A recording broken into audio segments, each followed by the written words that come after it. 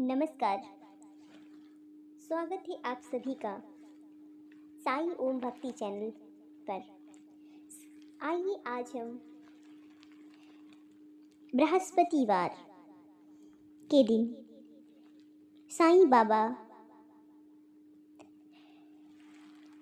पूजा सामग्री, साईं बाबा के व्रत की पूजा सामग्री, पूजा विधि एवं व्रत कथा तथा आरती श्रवण करते हैं। सबसे पहले आप सभी यह जान लीजिए कि पूजा सामग्री में क्या होना चाहिए। साईं बाबा की मूर्ति या फोटो लें, पानी, दूध और दही, दीपक और घी। साईं बाबा का व्रत बहुत ही साधारण होता है।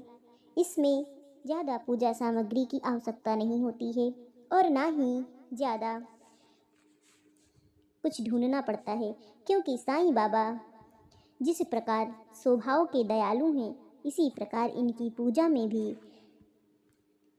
बहुत थोड़ी सी चीज़ों में व्रत पूर्ण किया जाता है।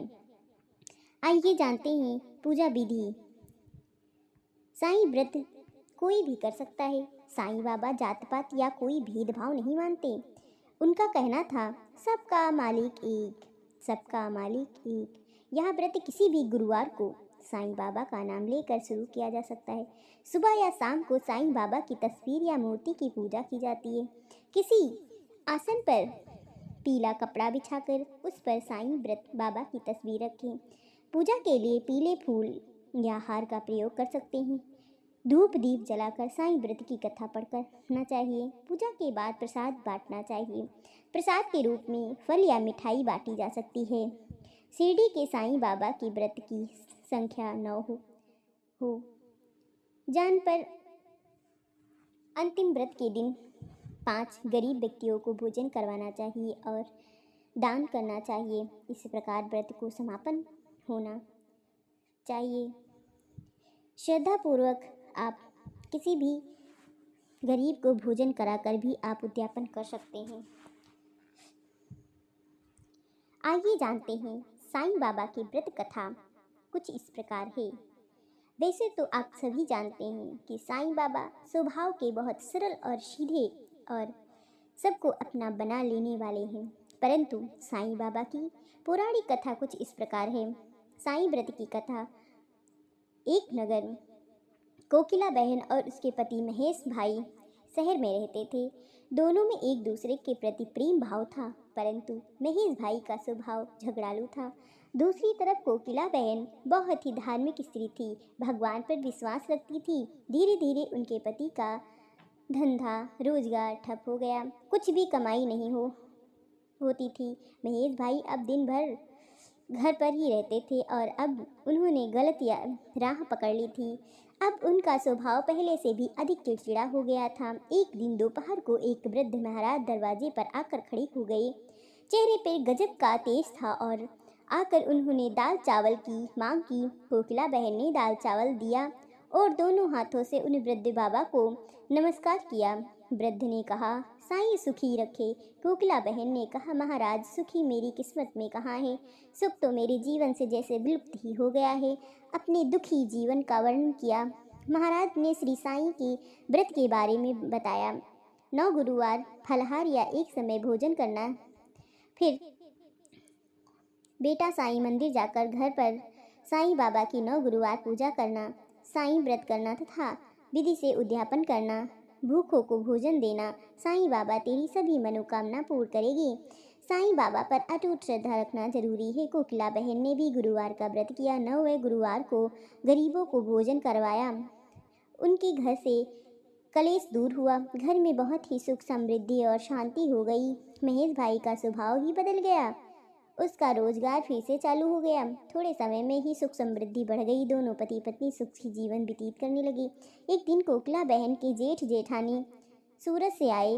बातों ही बातों में उन्होंने बताया कि उनके बच्चा पढ़ाई नहीं करता, इसीलिए परीक्षा में फेल हो जाता है। कोकिला बहन ने कहा, 9 गुरुवार की महिमा बताई और कहा कि सब साईं बाबा की भक्ति से बच्चे अच्छी तरह से अभ्यास कर पाएंगे, लेकिन इसके लिए साईं बाबा पर विश्वास रखना जरूरी होता है। साईं बाबा सबकी सहायता करते हैं। उनके जेठानी ने व्रत की विधि बताने के लिए कहा। कोकिला बहन ने कहा कि उसे वह सारी बातें बताई जो खुद उसे वृद्ध महाराज ने बताई थी। सूरत में जाकर उनकी जेठानी को थोड़े ही दिनों में पत्र आया कि उनके बच्चे को साईं व्रत करने लगा है और बहुत अच्छी तरह से पढ़ने लगा है। उन्होंने भी बताया कि व्रत किया था। इसी के बारे में उन्होंने लिखा कि उनकी सहेली की बेटी शादी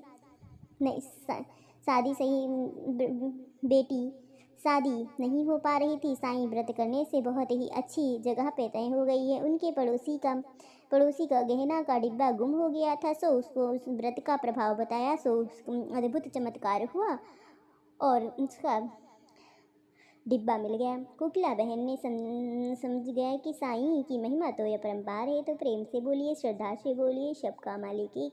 साईं बाबा जिस प्रकार कोकिला और उनकी जेठानी का भला करते, उनके पड़ोसियों का भला किया, उसी प्रकार संसार में सभी भक्तजनों को पर कृपा बनाए रखें और संसार में सभी जनों के दुख दूर करें। जिस प्रकार कोकिला बहन और उनकी जेठानियों के दुख भोरे, उसी प्रकार संसार के प्रत्येक जन जो साईं जी का व्रत करे उसको सुख मिले।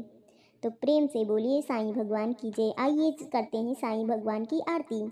साईं बाबा की आरती कुछ इस प्रकार है। ओम जय साईं हरे, बाबा शिरडी साईं हरे, भक्त जनों के कारण उनके कष्ट निवारण करें। ओम जय साईं हरे, शिरडी में अवतारे। ओम जय साईं हरे, ओम जय साईं हरे, बाबा शिरडी साईं हरे, दुखियों के सब कष्ट काज शिरडी में प्रभु आप विराजे। फलों की गले माला राजे, कपनी सैल सुंदर साजे, कर्ज सब करके। ओम जय साईं हरे, ओम जय साईं हरे, बाबा शिरडी साईं हरे। ककड़े अरत भक्तन गामे, गुरु सायन को चवड़ी जामे, सब रोगों की उदी गामे, गुरु फकीरा हमको भाव भरे, भक्तन भक्ति करे। ओम जय साईं हरे, ओम जय साईं हरे, बाबा शिरडी वाले साईं हरे। हिंदू मुस्लिम सिख ईसाई वृद्ध जैन सब भय, हिंदू मुस्लिम सिख ईसाई बौद्ध धर्म जन सब भाई, भाई रक्षा करते बाबा साईं, शरण गए जब द्वारका माई, अवरती धुनि जय। ओम जय साईं हरे, ओम जय साईं हरे, बाबा शिरडी साईं हरे, भक्तन में प्रिय श्यामा, भाव है मृग जी से चरित लिखावे, गुरुवार की संध्या में शिव साईं के दोहे गावे, अखियन प्रेम झरे। ओम जय साईं हरे, ओम जय साईं हरे, ओम जय साईं हरे, बाबा शिरडी साईं हरे। ओम जय साईं हरे, ओम जय साईं हरे, बाबा शिरडी साईं हरे, शिरडी साईं हरे बाबा। ओम जय साईं हरे, श्री सदगुरु साईं नाथ महाराज की जय। तो प्रेम से बोलिए साईं भगवान की जय। आप सभी को यह वीडियो पसंद आए, साईं बाबा पर श्रद्धा रखते हैं तो आप चैनल को सब्सक्राइब करें, लाइक शेयर कमेंट करें। बोलिए जय श्री साईं महाराज की जय। सबका मालिक एक।